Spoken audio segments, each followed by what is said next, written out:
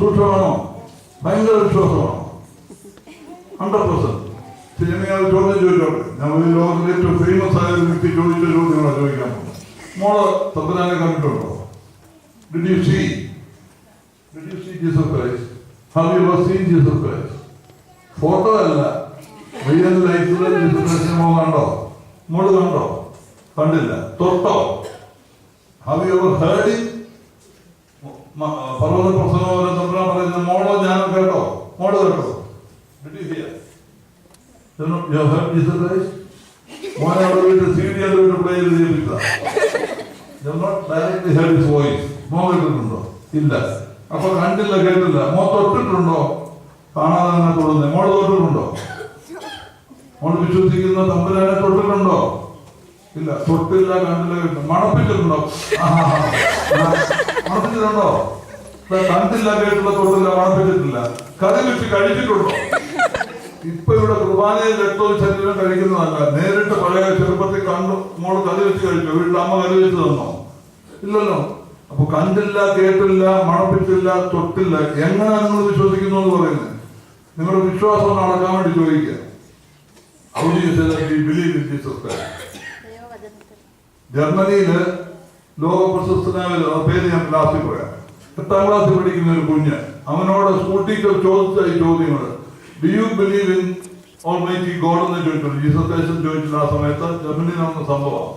അപ്പൊ ഈ കുട്ടി പറഞ്ഞു, no, I have never heard it, I have not trust it, I have not smelt it, ഇതെല്ലാം പറഞ്ഞു. പിന്നെ how do you believe in God? ഇതൊന്നും ചെയ്യാൻ എങ്ങനെ പറഞ്ഞത്? ഈ കുട്ടി ചോദിക്കുക ടീച്ചറിനോട്, can I ask you sir few questions എന്ന് ചോദിച്ചു. അങ്ങോട്ട് ടീച്ചർ വരയ്ക്കാൻ തുടങ്ങി. ഇപ്പൊ ഭയങ്കര മിടുക്കണം, ക്ലാസ്സിലെ number 1. First question, sir please tell me what is cold? What is cold? Can you touch cold മോളെ? Can you touch cold? Can you give me 5 kilos of cold?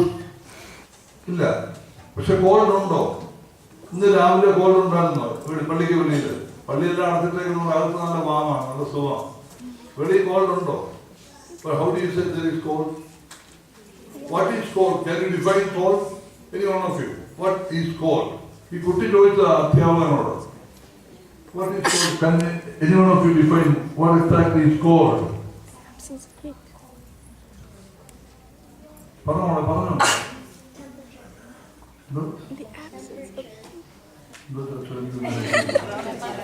Temperature. What temperature? Heat also is temperature, then cold also is temperature. But what exactly define cold? ഈ കുട്ടി തന്നെ അധ്യാപകന് പറഞ്ഞു കൊടുത്തു. അധ്യാപകൻ തപ്പം കാണിച്ചുകൊണ്ടിരിക്കും, ഉത്തരവ് കൊടുക്കാൻ പറ്റുന്നില്ല. അപ്പൊ അധ്യാപകനോട് ഈ കുട്ടി പറയാണ്, sir, the absence of heat is cold. Correct definition ആണല്ലേ? The absence of heat is cold. അപ്പൊ അധ്യാപകനോട് ചോദിച്ചു, can you touch cold sir? അപ്പൊ സാറ് പറഞ്ഞു, no my student, have you seen cold? തണുപ്പ് കാണാൻ പറ്റുമോ? അങ്ങനെ മഞ്ഞ് കാണാൻ പറ്റും, ഐസ് കാണാൻ പറ്റും. ഞാൻ ഐസാണ് ചോദിച്ചത്. തണുപ്പ് എന്താണ്? തണുപ്പുണ്ടല്ലോ. ഈ കൊച്ചു കുഞ്ഞ് ചോദിച്ച 8ാം ക്ലാസ്. അടുത്ത ചോദ്യം സാറിനോട് ചോദിച്ചു, സർ വാട്ട് ഈസ് ഡാർക്ക്നെസ്? ഇരുട്ട് എന്താണ് സർ? 5 കിലോ ഇരുട്ടാണെന്ന് തരാമെന്ന് ചോദിച്ചു. അന്ന് ഈ വീട്ടിൽ കൊണ്ട് കറി വെക്കാനാണ്. അപ്പൊ സാറ് പറഞ്ഞു, സാറിനെ പമ്പ് മേടിക്കാൻ തുടങ്ങി സാറ്. What is darkness? മോൻ എടുക്കണം. അതെ, ഞാൻ പറഞ്ഞത് ഞാൻ പിടിച്ചു. The absence of light is darkness എന്ന് പറഞ്ഞു. ഒന്നുകൂടെ കൈയ്യടി. ഞാൻ എടുക്കണം. ഈ മോൻ അഭിമാനമായിട്ട് മാറും. എല്ലാവരും പോലും ഡെഫിനറ്റ്ലി ഈ മോൻ നമ്മുടെ പള്ളിക്ക് ബസേലിയസിന്റെ പേര് പേരുമാക്കി കുഞ്ഞുമുണ്ട്. എന്നാൽ ഞാൻ പറഞ്ഞതുകൊണ്ട് അവൻ തന്നെ ഇവിടെ രജിസ്റ്റർ ചെയ്ത് വെച്ച് കഴിഞ്ഞു, ഫ്ലോപ്പിക്കാതെ. ആയിക്കോട്ടെ. അടുത്ത ലാസ്റ്റ് ചോദ്യം സാറിനോട് ചോദിച്ചു. ദൈവത്തെ കുറിച്ച് ചോദിച്ചുകൊണ്ടാണ് ഈ കുട്ടി ഇങ്ങനെ പിന്നെ ചോദിച്ചത്. Sir, next question is, you are the most intelligent teacher of the school, so we know that. But can you tell me where is your intelligence? ഇവിടെ നമ്മുടെ ഇന്റലിജൻസ് എവിടെ ആയിരിക്കുന്നത്?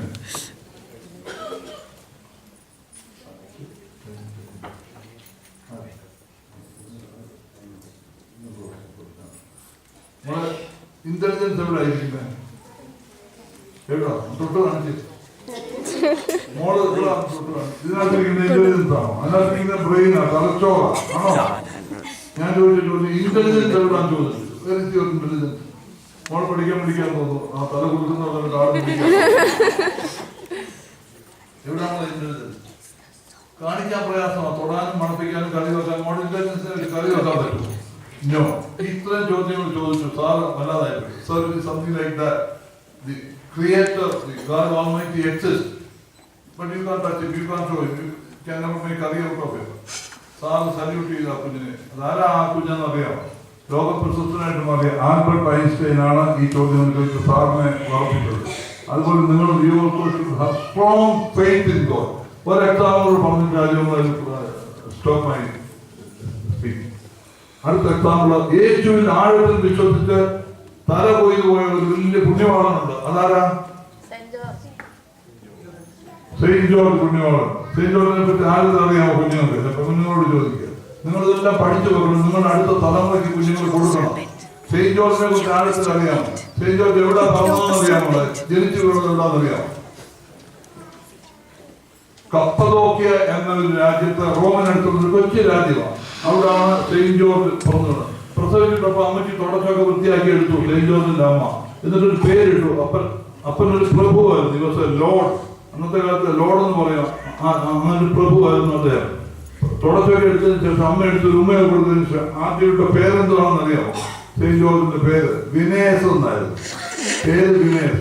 അദ്ദേഹം 17 വയസ്സായപ്പോൾ അവിടുത്തെ കപ്പദോക്യയിലെ റോമിലെ പടത്തലവനാണ്, മിലിറ്ററിയുടെ ഹെഡായിട്ട് മാറിയത്. അറ്റ് ഏജ് ഓഫ് 70 മാറിക്കഴിഞ്ഞു. ആ സമയത്താണ് അദ്ദേഹം യേശു ക്രിസ്തുവിനെ കുറിച്ച് കേട്ടു.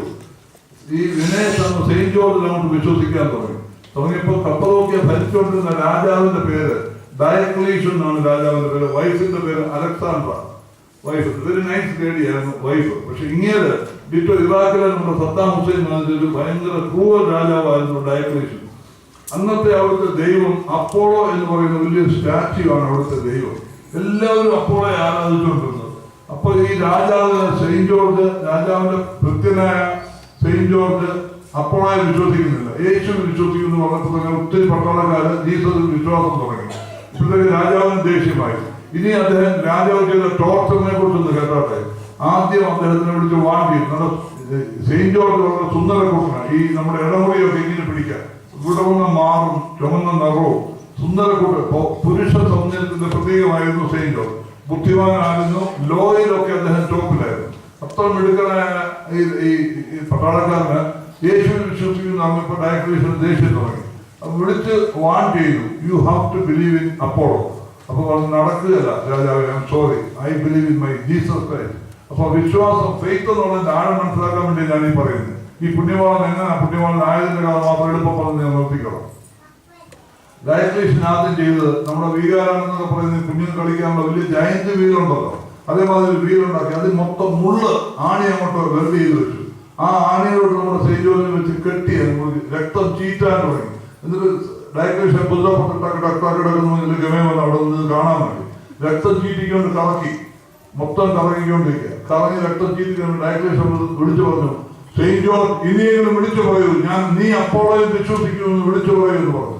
അപ്പൊ സെയിന്റ് ജോർജ് വിളിച്ച് തിരിച്ച് അവിടുന്ന് കറങ്ങിക്കൊണ്ട് രക്തം ചീറ്റി വേദനിച്ചുകൊണ്ട് വിളിച്ചു പറഞ്ഞത്, മൂഢനായ ഡയക്ലീഷ്യൻ ചക്രവർത്തി, നിനക്ക് എന്റെ ശരീരത്തിൽ പോറലേൽപ്പിക്കാം, പക്ഷെ എന്റെ മനസ്സിലോ എന്റെ യേശുവിലുള്ള വിശ്വാസത്തിലോ ചെറിയ പോറലേൽപ്പിക്കാൻ കൊടുത്ത് എനിക്ക് കഴിയില്ല. അതുകൊണ്ട് എനിക്ക് ഫോക്കറ്റ് അബൌട്ട് ഡയക്ലീഷ്യൻ എന്ന് വിളിച്ചു പറഞ്ഞു. അത് കഴിഞ്ഞ് ആ സമയത്ത് തന്നെ സ്വർഗത്തിൽ നിന്ന് മാലാഖ വിളിച്ചു പറഞ്ഞു, വിശുദ്ധനായ ഗീവറീസേ, നിന്നിൽ ഞാൻ പ്രസാദിച്ചിരിക്കുന്നു.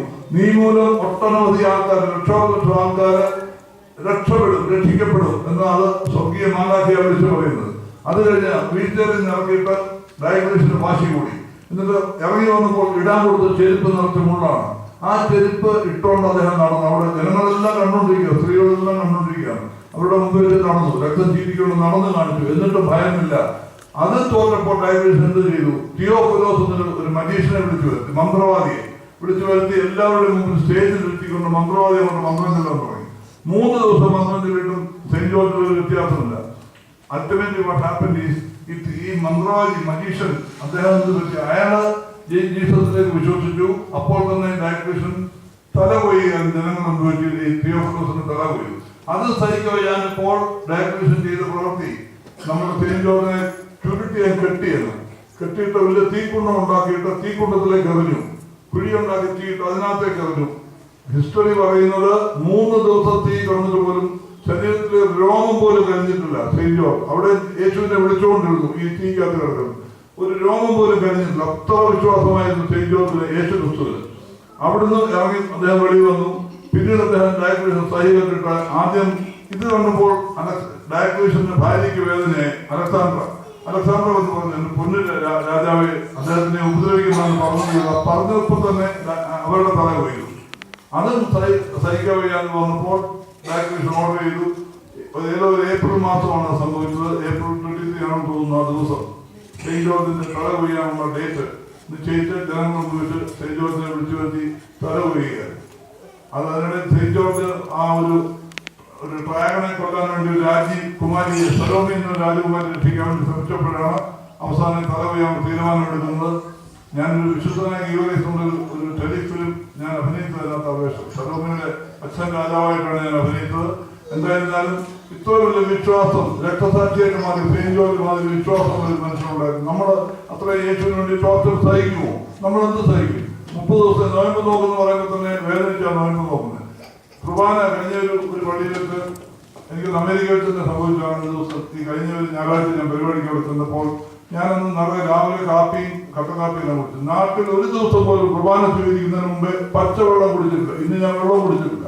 സാധാരണ എണീറ്റ വെള്ളം ഇന്ന് വെള്ളം പോലും കുടിക്കാതാണ്. എനിക്ക് വളരെ വാശിയായിരുന്നു. എനിക്ക് ഇവിടുന്ന് അച്ഛൻ്റെ കൈയോടും എനിക്ക് കുർബാന വെള്ളം ഭയങ്കര നിർബന്ധമായിരുന്നു. അത് അന്നത്തെ കാലത്ത് നമ്മുടെ വിശ്വാസമാണ്. നമ്മുടെ കുഞ്ഞുങ്ങളിലും ഈ ആഴത്തിലുള്ള ക്രിസ്തീയ വിശ്വാസം വളർത്താൻ ശ്രമിക്കണം.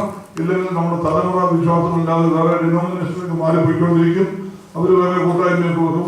ഓർത്തഡോക്സ് വിശ്വാസം ആഴത്തിലുണ്ടെങ്കിൽ വേറെ ഒരു ഡിനോമിനേഷന് പോയി യേശുദാനെ നമ്മൾ പൂരിക്കാൻ കൊണ്ട് കാര്യമില്ല.